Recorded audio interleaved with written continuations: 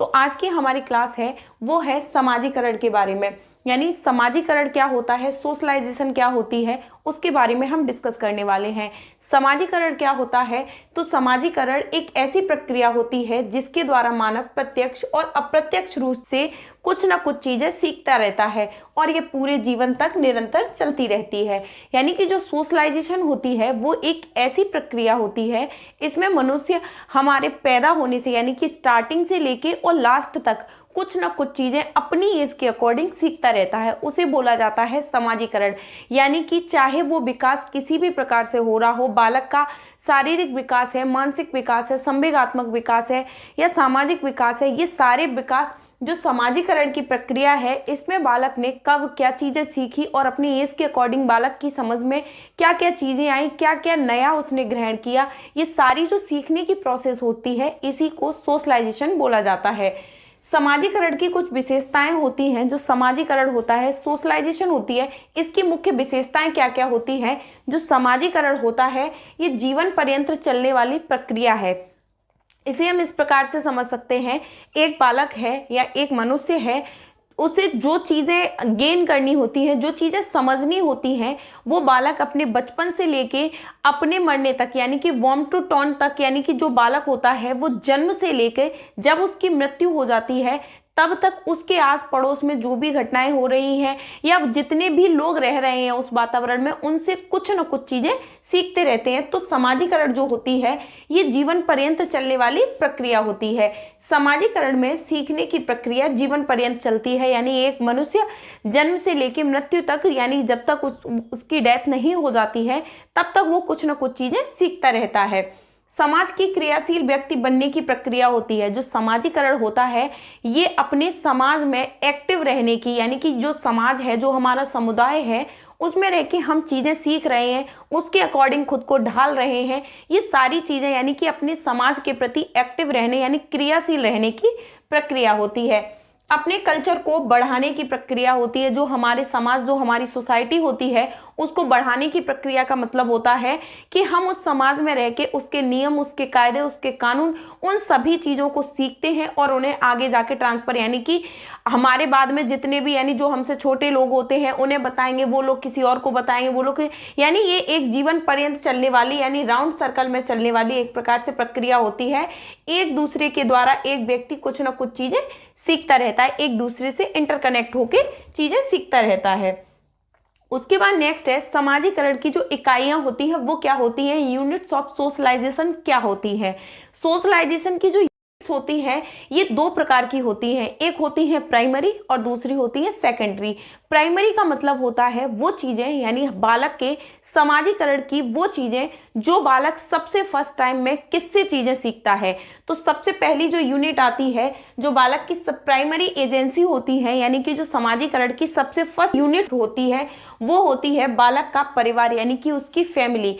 एक मनुष्य जब पैदा होता है, एक बालक जब पैदा होता है, सबसे पहले वो जो चीजें सीखना स्टार्ट करता है वो अपने परिवार से सीखना स्टार्ट करता है। किस प्रकार से?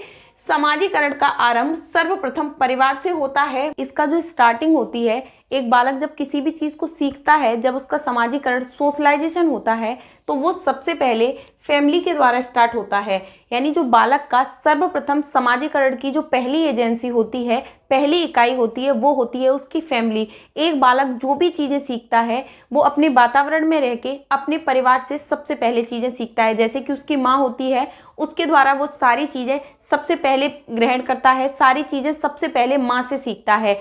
उसके बाद सेकंड नंबर पर आता है आस पड़ोस और वातावरण। ये भी बालक की प्राइमरी एजेंसी के अंदर आता है। जो बालक होता है उसका जो आस पड़ोस होता है, उसका वातावरण होता है, जहां बालक रह रहा होता है, वो सारी चीजें भी बालक के विकास में, उसके समाजीकरण में अपना महत्वपूर्ण योगदान देती हैं। यानी बालक के आस पड़ोस में रहने वाले लोग, उसके पड़ोसी, उसके आसपास का जो माहौल है, उसका जो वातावरण है, वो भी बालक के विकास में प्रथम भूमिका निभाता है, यानी कि प्राइमरी एजेंसी के अंतर्गत आते हैं।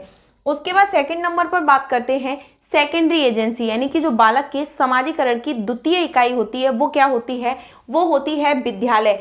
जैसे कि एक बालक जब परिवार में रहता है तो वो अनौपचारिक रूप से चीजें सीखता है। उसके बाद जब एक बालक अपने विद्यालय में जाता है तो के पास जो भी चीजें सीखने का ऑप्शन होता है वो एक प्रकार से औपचारिक रूप से होता है। जो बालक जो भी चीजें सीखता है वो औपचारिक रूप से सीखता है। वो कहाँ पर सीखता है, जैसे कि उसकी लैंग्वेज है उसमें चेंजेस आ जाते हैं, उसके रहन सहन में, उसके हर चीज के तरीके में, उठने बैठने के तरीके में, ये सारे चेंजेस कहाँ से आते हैं, विद्यालय के द्वारा।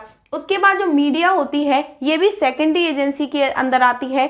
मीडिया में बालक बहुत सारी चीज़ें मीडिया के द्वारा सीखता है। मीडिया के द्वारा जैसे कि न्यूज़ होते हैं उन्हें सुन के कोई चीज़ें सीखना, टेलीविज़न से कोई चीज़ सीखना, कंप्यूटर से, इंटरनेट से, सोशल मीडिया के माध्यम से जो भी चीज़ें होती हैं, यानी कि जो बालक चीज़ें टीवी से सीख रहा है, कंप्यूटर से सीख रहा है, इंटरनेट से सीख रहा है, ये सारी चीज़ें न्यूज़पेपर से सीख रहा है, ये सारी चीजें कहाँ से आएंगी, बालक की मीडिया के अंतर्गत आएंगी। बालक ने मीडिया के अंतर्गत क्या क्या चीजें सीखी हैं। उसके बाद होती है जो धार्मिक संस्थाएं होती हैं, बालक अपने रिलीजन के बारे में, अपने कल्चर के बारे में, वो किस धर्म से बिलोंग करता है, उस धर्म की क्या प्रोसेसिंग रही है, वो चीज़ें किन किन चीज़ों में इन्वॉल्व रही हैं, यानी अपने धर्म के बारे में धार्मिक संस्थाओं से सारी चीज़ें ग्रहण करता है। तो बालक के विकास में जो समाजीकरण में उसमें जो धार्मिक संस्थाएं होती हैं ये सारी चीज़ें भी मुख्य भूमिका निभाती हैं। तो इन सभी चीज़ों से मिलकर जो बालक का समाजीकरण होता है, बालक की सोशलाइजेशन होती है, वो सारी चीज़ें बहुत अच्छे से हो पाती है। तो बालक का समाजीकरण कैसे होता है, दो तरीके से होता है। उसमें जो भाग लेने वाली दो एजेंसियां होती हैं, जैसे कि एक प्राइमरी होती है, एक सेकेंडरी होती है। सबसे पहले जो प्राइमरी एजेंसी के अंदर आती है वो होती है उसके परिवार के द्वारा बालक बहुत सारी चीज़ें सीखता है।